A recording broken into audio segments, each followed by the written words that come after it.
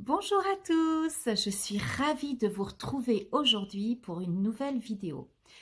Aujourd'hui, je vais parler de la blessure d'humiliation, de la blessure de l'âme d'humiliation. Je vous invite d'ailleurs, si ce n'est pas déjà fait, à aller visionner ma vidéo qui explique qu'est-ce qu'une blessure de l'âme et où j'explique également la blessure de rejet. Alors aujourd'hui, on va parler de la blessure d'humiliation. Alors, comme les blessures de toutes les blessures de l'âme principale, cette blessure naît dans l'enfance. Alors, un enfant qui va vivre cette blessure d'humiliation, c'est un enfant qui va sentir que ses parents ont honte de lui. Il va se sentir humilié, rejeté. C'est un enfant à qui on va dire que, par exemple, il n'a pas à se plaindre, qu'on ne comprend pas pourquoi il se plaint. Il va se sentir comparé, critiqué. Euh, et c'est un enfant qui va donc se replier sur lui-même au fur et à mesure. Alors cette blessure, elle naît souvent euh, par un vécu avec la maman. Ça peut être la maman et le papa, mais très souvent, c'est avec la maman. Alors ensuite, cet enfant va grandir et porter cette blessure d'humiliation. Alors c'est une personne qui va éprouver de la satisfaction à se faire souffrir et il va en éprouver du plaisir. Voilà. On dit qu'il porte un masque de masochiste, voilà, envers lui-même. Il va rechercher la douleur et l'humiliation. Il va toujours se mettre dans des situations où les choses lui feront mal, où il va être humilié. Il va choisir des situations où il est impossible que ce soit autrement que comme ça. C'est quelqu'un qui est hypersensible.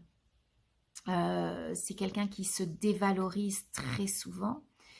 Il se punit aussi lui-même. Il est très rarement satisfait par lui-même. Et si on lui demande de se situer sur une échelle de 0 à 10 ou de 1 à 10 pour ne pas mettre 0, à combien il s'apprécie, ça va jamais être au-delà de 3 sur 10. Voilà. Par contre, c'est quelqu'un qui est très performant, qui va choisir un métier où il aura des responsabilités.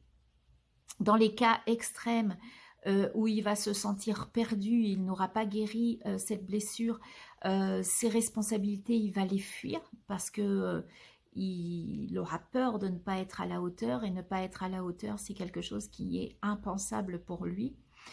C'est quelqu'un qui va aimer prendre soin des autres, beaucoup plus que prendre soin de lui-même. Il ne sait pas ce que c'est que prendre soin de lui-même.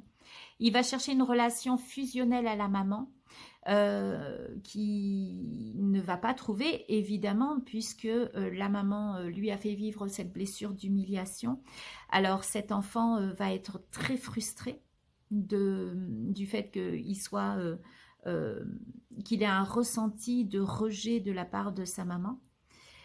Alors les caractères physiques de cette personne qui porte cette blessure d'humiliation, il va bien évidemment développer un corps qui fait honte, donc il va souvent, ça va être souvent des gens qui vont être obèses, des gens qui vont, ou alors rondelés, vraiment très rondelés. Euh, Ils vont avoir un corps physique qui prend beaucoup de place de toute façon. Ils vont avoir très souvent mal au dos. Ils vont vraiment avoir, voilà, comme le corps nous parle, ça veut dire vraiment, bah maintenant tu en as plein le dos, tu as mal au dos, tout ce que tu portes c'est trop. Euh, voilà, et le dos, la colonne vertébrale, c'est la structure de notre corps. Donc voilà, c'est un signe pour que la personne puisse régler sa blessure d'humiliation.